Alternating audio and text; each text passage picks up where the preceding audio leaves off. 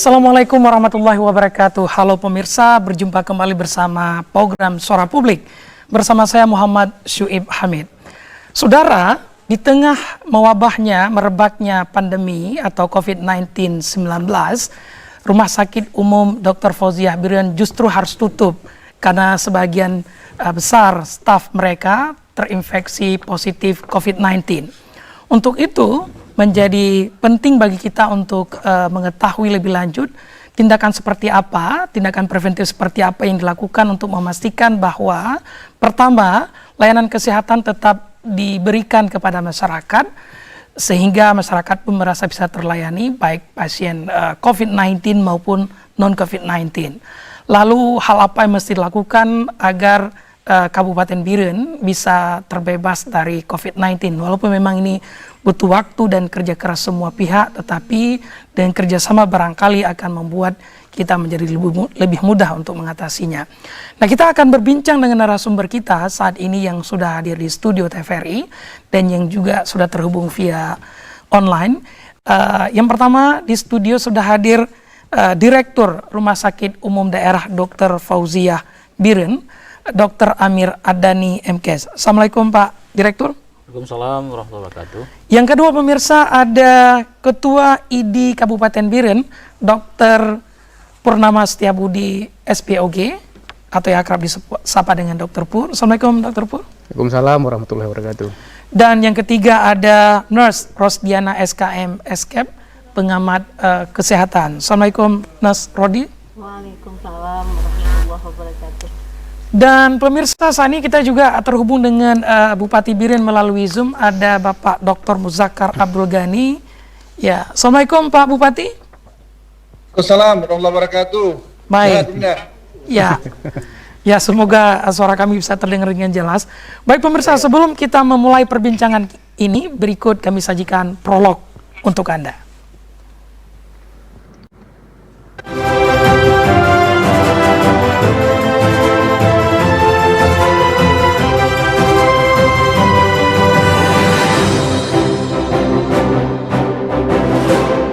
Sejumlah tenaga medis di Rumah Sakit Umum Daerah RSUD Fauziah Kabupaten Biren, Aceh dinyatakan positif terpapar COVID-19.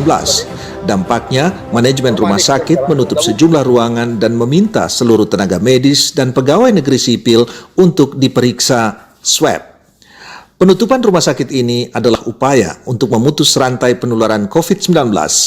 Kendati demikian, pelayanan publik harus tetap berjalan. Sebuah dilema bagi manajemen RSUD Fauziah Biren. Bahkan untuk layanan administrasi, layanan rawat jalan dan poliklinik ditutup hingga tanggal 20 Oktober 2020. Sedangkan gedung operasi ditutup hingga 31 Oktober 2020 mendatang. Surat pemberitahuan penutupan sejumlah fasilitas pelayanan utama di rumah sakit itu sudah dikeluarkan oleh Direktur RSUD Fauziah, Dr. Amir Adani. Pihak manajemen RSUD Fauziah beralasan bahwa penutupan rumah sakit ini dengan pertimbangan butuh waktu untuk sterilisasi bangunan. Ikatan Dokter Indonesia Aceh mencatat lebih dari 400 tenaga kesehatan di Provinsi Aceh yang terinfeksi corona. ID mengaku khawatir terjadi klaster penularan COVID-19 di rumah sakit jika tidak diantisipasi.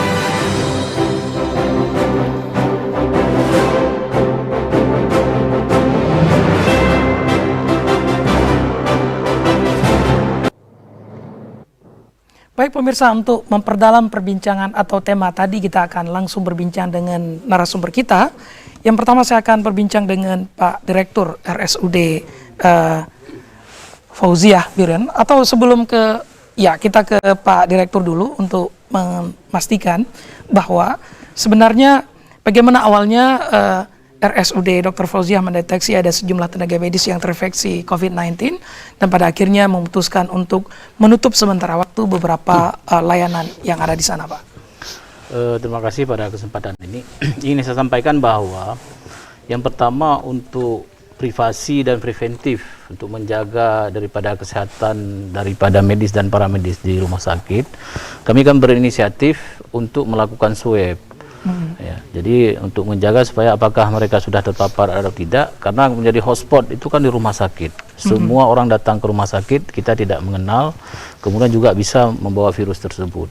Kemudian untuk menjaga kondisi ini, jadi kami melakukan swab.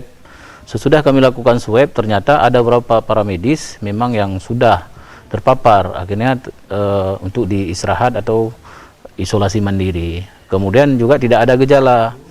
Nah, kemudian dari ini semuanya bahwa ini kita harus mengambil inisiatif semuanya, karena bermula yang pertama waktu saat Pak Bupati kena. Nah, waktu Pak Bupati kena COVID, kemudian sudah di swab, kemudian diikuti oleh kami direktur, kemudian kepala dinas kesehatan dan kepala dinas yang semuanya yang dekat dengan Pak Bupati, baik acara rapat atau informal yang lain, semua diperintahkan untuk melakukan swab untuk memutuskan rantai tersebut. Kemudian dari situ juga kami diperintahkan supaya tenaga medis juga dilakukan swab. Ternyata dari hasil pertama swab ada 7 yang terpapar, kemudian dilanjutkan dengan swab yang kedua. Swab yang kedua itu sudah 48. Jadi ada 48, 57. Sesudah ini terjadi, maka kami semua manajemen bersepakat bahwa untuk memutuskan rantai ini kita harus lakukan beberapa langkah.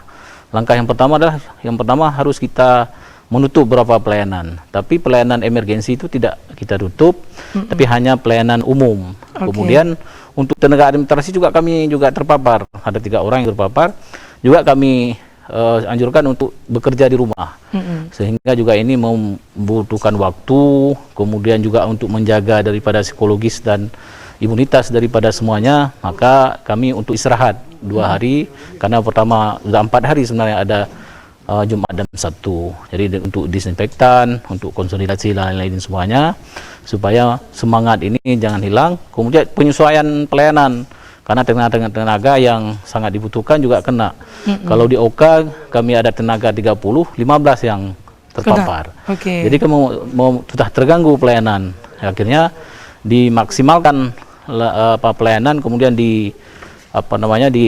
dipadukan dengan yang lain sehingga pelayanan tidak terganggu, kecuali pada kegiatan-kegiatan yang elektif. Kalau emergensi masih tetap. Apalagi dengan pasien COVID yang tetap kami layani, khususnya kan ada ruangan Pinere kami, ada IGD Pinere, kemudian juga ada ruang screening daripada Pinere. Itulah langkah-langkah yang kita lakukan, di samping tadi sudah disiapkan dengan disinfektan semua ruangan. Kemudian juga kami anjurkan juga kepada keluarga-keluarga yang dekat juga untuk dilakukan swab, memutuskan rantai tersebut. Artinya sebenarnya pelayanan itu tidak tertutup semua ya. Tadi khusus untuk pasien COVID-19 juga masih tersedia, emergensi misalnya, itu masih tetap dilayani. Tapi dari catatan saya, sempat saya akses informasi itu, yang ditutup adalah rawat jalan, kemudian poliklinik, kemudian layanan administrasi, kemudian yang terakhir adalah ruang operasi yang ditutup hingga 31 Oktober itu. Setidaknya bahwa publik masih punya pilihan, khususnya pasien yang terdiagnosa COVID-19 untuk berobat. Tetapi bagaimana dengan publik-publik yang sakit atau gejala-gejala biasa dengan tertutup layanan administrasi, rawat jalan, apakah mereka tidak bisa berobat dalam rentang waktu ini, Pak Dirut, Pak Direktur? Untuk yang di luar daripada pelayanan umum, di poli umum itu tidak ada masalah, karena UGD kita tetap terbuka 24 jam. Kemudian pasien-pasien yang emergensi itu yang situ tetap dilaksanakan. Jadi tidak ada yang ganggu. Yang terganggu yang kita tunda hanya rawat jalan. Karena rawat jalan adalah menghindari kerumunan lagi. Kerumunan lagi. Salah satu misalnya yang sekarang terbukti, ternyata yang lama berkerumun, ya, misalnya itu di rumah sakit, ternyata waktu kita tes memang nampak bahwa COVID itu sudah ada tanpa gejala. Yang selama ini mungkin disampaikan oleh pemerintah menghindari daripada kerumunan dan menjaga jaraknya terbukti. Itulah salah satu kami untuk menghindari kerumunan dalam beberapa hari ini, untuk memutuskan rantai tersebut, maka ini kami lakukan. Bagaimana dengan ruang operasi sampai 31 Oktober? Berarti tidak akan ada layanan operasi dalam rentang waktu hingga 31 itu, Pak Direktur? Ini fleksibel, dari kata karena tenaga dari 30 menjadi 15. Tapi kalau misalnya emergensi, kayak kemarin tuh sudah emergensi ada pasien yang hamil yang COVID, kami punya UGD juga, punya OK juga, namanya OK Piniri. Jadi tetap dilakukan. Tetapi mungkin yang nanti yang elektif mesti tertunda. Ada pasien yang ditunda itu mungkin Ditunda dulu. Ditunda dulu, dijadwalkan. Tapi memang yang emergensi yang membutuhkan sekarang tidak terjadi kendala, dan itu memang yang sudah menjadi schedule. Oke, baik. Menarik, artinya bahwa walaupun tadi sempat dikabarkan ditutup, tapi tentunya tidak ditutup sepenuhnya, pelayanan publik tetap dibuka bagi masyarakat yang ingin berobat. Tapi dengan tadi sedikit lebih elektif atau lebih selektif terkait dengan pasien yang akan terima. Baik pemirsa, kita coba kontak dengan Bapak Bupati. Assalamualaikum Pak Bupati. Waalaikumsalam warahmatullahi wabarakatuh. Ya, bisa mendengarkan kami Pak Bupati ya? Bisa, ini nampak. Nampaknya ini sedang berjalan di kantor Bupati atau di mana ini Pak? Ini baru pulang dari lapangan nih ya. Oke. Dari melihat proyek di lapangan ya. Oke. Baik Pak Bupati, menarik, artinya terus bekerja untuk memastikan layanan kepada masyarakat diberikan. Baik Pak Bupati, terkait dengan tadi Pak Direktur sudah menjelaskan bahwa rumah sakit harus tutup beberapa ruangan misalnya karena situasi dan kondisi. Nah, apakah dari Pemkab sendiri, Bapak Bupati sendiri akan ada kebijakan untuk katakanlah menangani atau memastikan bahwa problem ini bisa selesai lebih cepat, pelayanan kesehatan juga bisa diterima oleh masyarakat secara utuh? Terima kasih Dinda, alhamdulillah hari ini ketemu lagi ya. Setelah 2 minggu lalu kita ketemu. Sebenarnya tingkat perkembangan COVID di Biren seperti sudah ada data yang telah Dinda ikuti terus berkembang. Jadi latar belakang kenapa Rumah Sakit Dr. Fauziah ditutup 3 hari, karena memang setelah kami swab bersamaan pada waktu itu dengan temuan yang lain, adalah 173 orang kita swab dan beberapa kali swab sebelakang ini, hingga di rumah sakit sekarang 60 lebih sudah para medis dan medis yang terpapar, dokter, perawat, bidan, semua terpapar.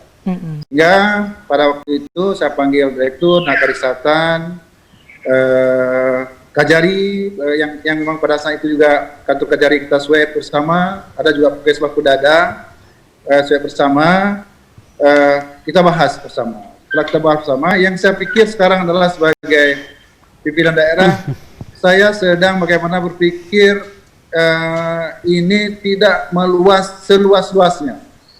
Dan ini saya bagaimana ingin masyarakat saya dari berbagai lapisan masyarakat itu sehat. Karena COVID ini kita lihat tidak hanya masyarakat biasa yang sakit, ternyata para dokter yang merawat orang sakit COVID sakit. Nah, sehingga pada saat itu kami ambil kesimpulan lakukan penutupan terbatas.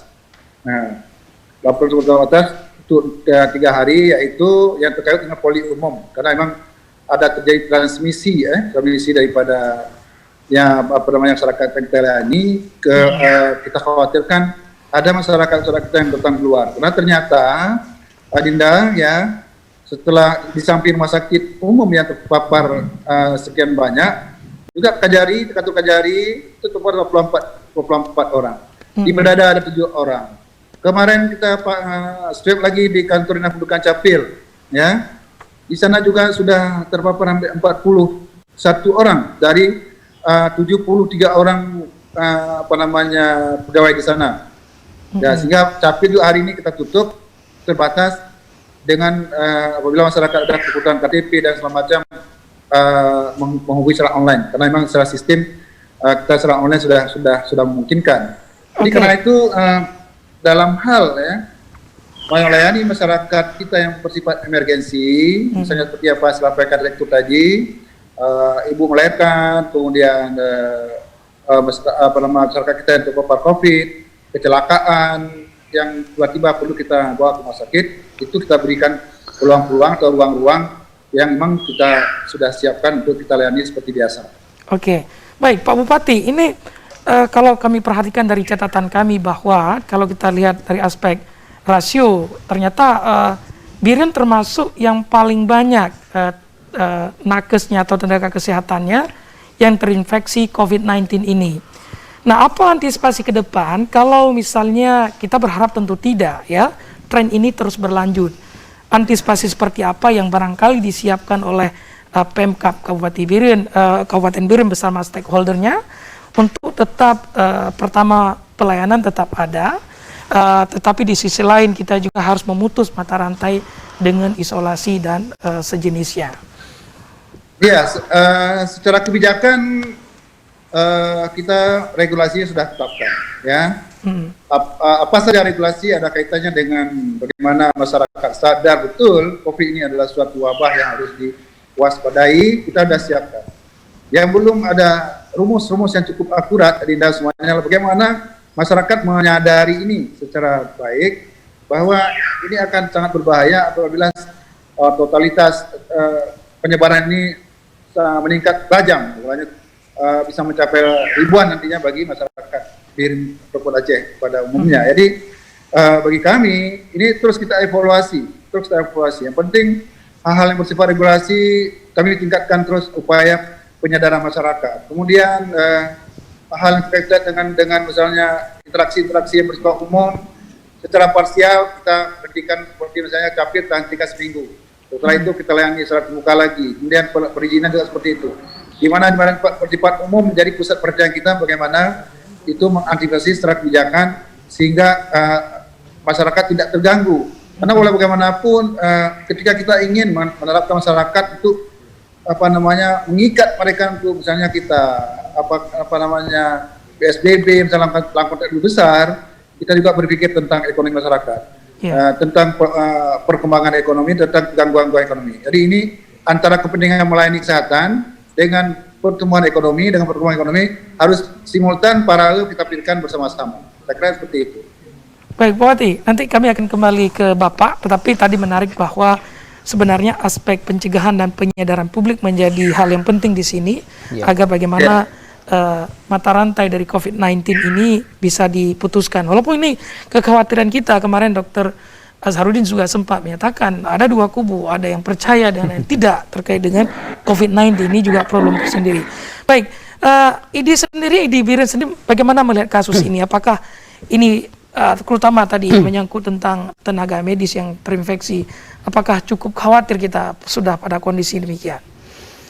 Ya, kalau kita melihat dengan kondisi saat ini yang banyak sekali terdampak dari baik dari dokter dan juga tenaga medis, ini juga kita sangat miris juga melihat bahwa ini harus kita lihat bagaimana ini bisa terjadi. Mungkin ini bisa menjadi perbaikan bagi kita, terutama kita melihat SOP-nya bagaimana. Apakah di rumah sakit itu SOP sudah sesuai standar atau tidak. Kita melihat apakah kawan-kawan di sana apakah memang dari APD yang kurang baik atau juga memang dari disiplinnya tenaga medis ini juga. Oke, dari curhat teman-teman dokter gimana? Ya. Apakah mereka merasa APD-nya itu kurang atau ada aspek lain? Ya, teman-teman dokter juga ada yang curhat awal-awal lalu bahwa mungkin saat-saat sebelum kejadian positifnya Pak Bupati, mereka terkesan memang ada APD yang kurang lengkap. Nah, dan juga di ruang-ruangan yang tertentu ada yang tidak dilengkapi, misalnya seperti sabun mandi atau lain-lainnya. Nah, tapi sekarang saya lihat sudah dipenuhi karena dengan kasusnya. Dan saya juga apresiasi kepada Pak Bupati dan juga Pak Direktur, artinya untuk salah satu mencegah kita harus lakukan testing. Artinya jika ini tidak dilakukan, maka kita tidak tahu bahwa ada di antara kita yang sudah terinfeksi. Nah, terutama juga para garda terdepan kita ini, teman-teman dokter ini kan dia bekerja, kita lihat juga siklusnya, cukup tidak istirahatnya. Bagaimana mereka selama ini bekerja di rumah sakit dengan siklus seperti, karena COVID ini dia paling suka sama orang yang kelelahan atau capek, kurang istirahat. Nah, ini juga harus kita bagi. Apakah dokter itu sudah sesuai atau tidak, atau tenaga medisnya. Mungkin bisa saja misalnya tadi hampir dari 30 orang 15 yang terinfeksi tenaga kamar operasinya. Bisa saja memang pasiennya ramai sekali di Foggia, sehingga tindakan yang dilakukan di ruangan juga sangat luar biasa, sehingga ada faktor kelelahan. Dan apabila beliau kawan-kawan ini juga berhubungan dengan yang dalam arti kata orang tanpa gejala sehingga dia bisa terinfeksi. Ini juga menjadi PR kita, artinya saat-saat awal COVID dahulu kita dari ID juga meminta apabila ada tindakan-tindakan yang dibutuhkan, yang elektif, itu kalau bisa ditunda dulu. Ditunda dulu. Misalnya kalau saya di Objin, misalnya operasi-operasi tumor yang masih bisa ditunda, kita tunda dulu. Kita dahulukan yang memang emergency case. Ketika nanti kasusnya sudah mulai turun, baru kita rencanakan kapan kita ambil tindakannya. Dan testing ini saya harap jangan hanya berhenti di sini. Bukan berarti dengan banyaknya kasus positif ini artinya Birun sangat mengerikan sekali, bukan. Tetapi dengan adanya hasil testing yang kita lihat banyak yang kita ketahui, artinya kita harus melakukan lagi testing dan testing lagi untuk mendeteksi. Iya. Kemudian harus kita lakukan tracing. Nah, terutama pada orang-orang yang berada di sekitar mereka ini. Nah, kita tracing mereka. Karena ini pasti satu orang kemungkinan bisa menularkan 4 orang. Kemungkinan.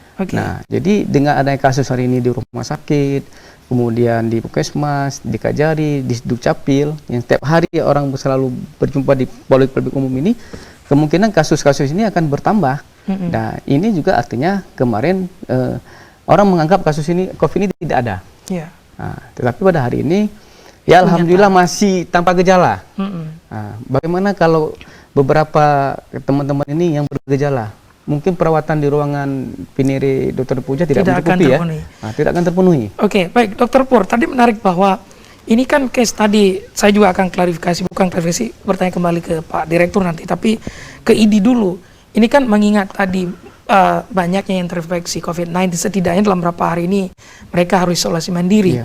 Apakah ada semacam rekomendasi dari ID sendiri sebenarnya bagaimana mengatur schedule yang ideal bagi mereka? Ini kan tadi kelelahan menjadi incaran COVID-19 virus. Jadi kalau kita paksa mereka bekerja dengan situasi yang seperti ini, mungkin akan bertambah lelah dengan situasi. Apakah ID punya rekomendasi tersendiri kepada rumah sakit untuk dicoba terapkan misalnya?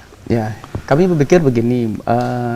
ID menyarankan kepada bukan hanya di sini saja sebenarnya, beberapa rekomendasi juga dikeluarkan oleh PBID supaya diatur siklusnya bagi teman-teman kita yang bekerja di garda terdepan, misalnya di UGD. Nah, itu diatur siklus jadwalnya bagaimana sehingga mereka punya waktu untuk bisa beristirahat. Jadi seperti kalau kita lihat di Jenderal Abidin yang kerja di Urang Pinere, mungkin diberi waktu 7 hari mereka harus istirahat. Jadi ganti shift lain yang diberikan waktu untuk istirahat cukup. Nah, karena ini kan mereka adalah yang rentan tertular dari COVID-19 ini. Nah, ini kita serahkan juga kepada manajemen untuk bisa mengatur apakah nanti SDM cukup atau tidak. Nah, jangan nanti kita melakukan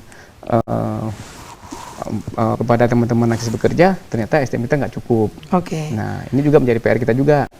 Baik. Intinya bahwa beberapa rekomendasi itu sudah ada, tapi pada prinsipnya terkadang dilema juga bagi rumah sakit. Satu sisi pelayanan harus diberikan, tapi di sisi lain memperhatikan sisi dokternya juga itu harus dikedepankan agar jangan justru mereka yang terkena dampak daripada ini. Walaupun ini sudah diantisipasi, tapi tetap terjadi karena memang situasi yang sangat emergensi ini. Saya ke Nasrodi.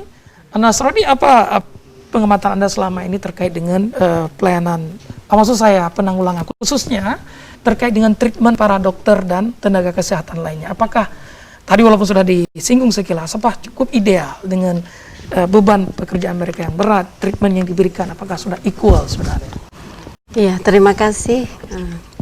Sebenarnya kami juga dari pengamat ini mengapresiasikan apa yang sudah dilakukan oleh Bupati Biren juga Bapak Direktur juga tim ID. Yang di sini semaksimal mungkin para medis ini melakukan tindakan atau perawatan kepada pasien COVID. Hanya saja saat ini yang kami pantau itu APD-nya mungkin dari awal kemarin itu kurang memadai. Setelah itu SDM kita mungkin harus kita tingkatkan kembali. Dan itu dari sisi yang paling penting adalah edukasi. Saya menyarankan kepada Bapak Pimpinan Biren itu memberikan edukasi, bekerja sama dengan para ulama, dai, karena kita ini syariat Islam. Jadi banyak masyarakat yang menganggap COVID ini bukan COVID di awalnya. Jadi pemahaman ini yang salah. Di saat kita mendapat apresiasi di bulan Mei dari Presiden bahwa Aceh ini bagus dalam penanganan COVID, mungkin kelalaian kita itu sedikit agak longgar dalam menanggulangi COVID ini. Yang saya heran itu mungkin dari sisi kemasyarakatan kita itu edukasinya yang kurang ke masyarakat dalam memberi pemahaman apa sih itu COVID, bagaimana sih COVID itu bisa menjalar, yang mereka itu menganggap itu enggak ada gitu. Walaupun ini memang tidak mudah ya. Iya, sulit pemahaman sulit, kepada sulit. masyarakat. Siap. Apalagi mereka meyakini ini hanya konspirasi saja. Siap. Padahal tim medis sudah jungkir balik dalam menangani ini, tetapi masyarakat kita masih banyak yang memang menganggap ini enggak ada gitu di awal. Tapi setelah mulai di bulan Juli 7 itu kan mulai meningkat. Ya di sini baru ada beberapa masyarakat yang mulai ternyata ini ada gitu. Tapi pintu masuk ke kita itu dari bandara, dari perbatasan ini agak dikasih kelonggaran untuk orang lain masuk. Di awalnya kan orang kita itu hanya pendatang yang kena. Setelah transmisi di sini, ya ini baru terjangkitlah di kita sendiri gitu. Itu mungkin kelalaian kita juga setelah mendapat apresiasi di bulan Juli. Lengah pintu masuk ke Aceh nggak begitu ketat ini. Sedangkan tim medis kita sudah luar biasa dalam memperjuangkan segalanya. Cuman dari sisi dari sisi APD kurang, dan dari sisi pemerintah yang kemarin telat dalam mengambil sikap untuk menutup pintu masuk dan penjaringan selektif. Ini ada swab atau yang di awalnya mungkin lebih ke apa? Ya, artinya bahwa harusnya kebijakan ini dipercepat. Siap, ya. kemarin di awal itu dia. Oke. Artinya tadi menarik bahwa dicerita memang apakah waktu itu masyarakat Aceh sedikit dalam tanda kutip euforia yang berlebihan. Mungkin pada waktu itu kita tidak ada apa-apa ya, sehingga lengah. Justru itu menjadi pintu masuk bagi COVID-19 untuk local transmitted yang hari ini menjadi peak-nya itu ya. Oke, tapi kalau kembali kepada statement Nasraldi tadi bahwa ada problem dengan APD, tapi yang sekarang kan APD sudah cukup oke sebenarnya. Siap, tetapi di Juli kemarin kalau nggak salah kita masih agak kurang, terbatas. Ya? Iya, siap. Harusnya pada bulan itu kita punya siap. perlengkapan yang super lengkap gitu. Iya. Nah, inilah agak kelonggaran atau kelemahan kita dalam menyikapi kemarin itu di awal. Tapi setelah di awal kita kan mengamati nih yang kena kan semua dari luar, orang luar yang masuk ke kita. Benar, tapi setelah bulan 7 sudah transmisi di kita sendiri. Nah, ini yang memang ya bukan tidak terlambat untuk menangani ke depannya, tapi ini perlu kerjasama kita semua, tidak perlu di sini saling menyalahkan. Tapi saat ini kita harus saling bahu-membahu, bantu-membantu dalam menangani COVID ini. Jadi nggak perlu kita saling menyalahkan. Hanya saja kemarin terdapat ruang celah yang kita lupa untuk masuk kita tutup, lebih selektif dengan orang masuk di kampung. Nah, ini yang lolos. Jadi kasihan tenaga medis sebenarnya, dan rumah sakit sudah semaksimal mungkin sampai jas hujan pun di awal tenaga medis itu melindungi dirinya karena APD yang kurang. Belum lagi di awal-awal itu ada ketidakjujuran dari pasien, sehingga tenaga medis memberi pelayanan yang non-COVID, SOP-nya bukan COVID ya, tapi pada akhirnya ternyata mereka punya perjalanan ke daerah yang terinfeksi COVID-19. Oke, artinya menarik bahwa ini kerjasama semua pihak, di samping memang masukan dan evaluasi tetap dilakukan sehingga semua kita memberikan pelayanan yang terbaik untuk mengatasi COVID-19 ini. Ya, kembali ke Direktur kepada Pak Dr. Amir. Nah, saya ingin sedikit bertanya ke Pak Dr. Pur tadi terkait dengan ini.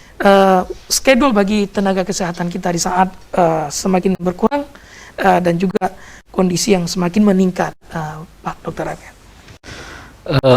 Apa yang disampaikan oleh dokter tadi, oleh Mas Rudi tadi, bahwa ini saya bukan mengulang, tadi mengingatkan kita, itu pada saat terjadi pertama memang kita semua dalam keadaan Lengah. Bukan lengah, Tidak siap sebenarnya. bukan tidak siap. Itulah hal yang baru. Iya, Yang baru. oke. Karena kan kita semua beradaptasi dan berproses. Nah, tapi sekarang semuanya sudah kita lalui. Ternyata hasil yang kita dapatkan sekarang terjadi peningkatan kasus. Kenapa terjadi peningkatan kasus? Itu upaya kita untuk supaya saya umpamakan sakit, misalnya orang demam, infeksi. Jangan kita berikan paracetamol terus. Kita cari dulu penyebab. Sekarang kita tracking semua, memisah-misahkan kita. Karena sekarang kalau terjadi transmisi lokal, bukan hanya didapatkan di rumah sakit. Oke. Bisa jadi sekarang, dulu waktu pertama kita tanya pasien itu pulang dari mana? Pulang dari Medan, pulang dari Malaysia, sekarang ada lagi. Bisa jadi sekarang dengan kawan kita, dengan ngopi kita. Nah, jadi ini adalah salah satu kita pisahkan di rumah sakit sekarang. Bisa jadi bukan hanya di rumah sakit, APD sudah lengkap misalnya, semua kita antisipasi. Dari mana ini ya? Nah, ini salah satu yang disampaikan oleh Pak Pur tadi, kita tracking semua. Yang ada di rumah dia, kemudian di ruangan dia, siapa yang kontak. Salah satu upaya kita bahwa ini harus kita lindungi daripada medis. Kemudian ada keterbatasan tadi maksimal tenaga, SDM memang kami kurang misalnya. Tetapi juga akan sekarang kan menjadi tanggung jawab Pak Pur dokter, saya dokter. Pada hari ini kita tidak bisa, dan itu harus kita semangati terus, tapi kita menyesuaikan karena sakit ini kalau semangat sudah hilang, habis kita. Jadi di samping kita juga menyemangati, juga kita memberi keikhlasan. Kemudian yang lain juga jangan kita lupakan bahwa ini adalah tugas kita pada hari ini. Masing-masing juga bagian daripada profesi. Kemudian tadi beban kerja, memang terjadi beban kerja. Apalagi pada hari ini saya sampaikan di ruang OKA misalnya. Itu jelas dari 30 kami menjadi 15 yang bisa kita. Itulah penyesuaian. Kemudian juga nanti kami juga bisa merolling kembali. Nah, kemudian aturan yang juga yang kami terapkan bahwa ada tenaga medis yang atas 50 juga kita kurangi beban pekerjaannya. Yang atas 50 kemudian ada komorbid. Ya kan, misalnya dengan personil yang ada riwayat penyakit penyerta, misalnya ada darah tinggi, kemudian ada asma, ada diabetes, itu juga dikurangi beban pekerjaannya. Bisa nanti tidak lagi kita maksimalkan, dan itu juga anjuran dari Kemenkes, juga dari ID. Jadi itu juga salah satu menghindari yang untuk COVID ini. Oke, lalu artinya tadi kalau kita bicara beban kerja juga yang saat ini menjadi hal yang dilema juga bagi para nakes, dia harus menanggung banyak hal. Tapi ini juga sebenarnya serta dengan insentif yang mereka dapatkan, Pak Dokter ya, khususnya di RSUD Fauzia. Kalau bicara insentif itu kemarin sudah selesai dan itu tetap berproses. Dan satu yang kita ingatkan, pada hari ini kita akan bekerja di pemerintahan. Ada prosedur, ada proses, membutuhkan waktu. Kemudian juga melihat kemampuan kita masing-masing. Hari ini kemampuan, ini Pak Pur sekarang sudah dalam sistem. Ya bisa kan? melihat sendiri. Bisa melihat sendiri. Bagaimana proses ini? Nah, sehingga ini juga harus kita memberi pemahaman yang yang bagus.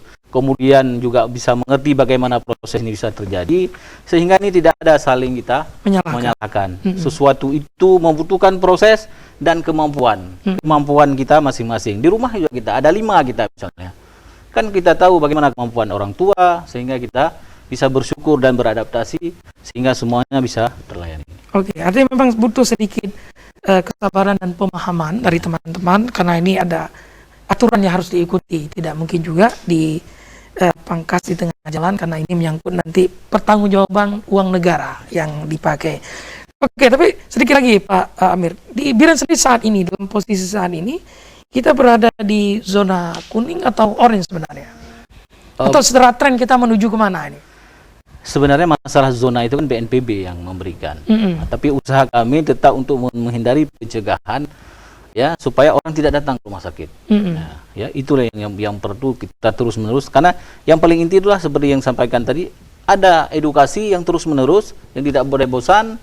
Kemudian ini juga orang bisa mengerti bahwa ternyata COVID itu ada, yang paling penting adalah kita jaga. Mencegah itu lebih baik daripada mengobati. Ya. Itu. Ya, kalau sudah sakit itu sudah semua ikutan. Iya. Tapi artinya preventif jauh lebih diharapkan. Tadi menarik bahwa bagaimana kita mengurangi saat ini ya orang berkunjung ke rumah sakit. Itu membuat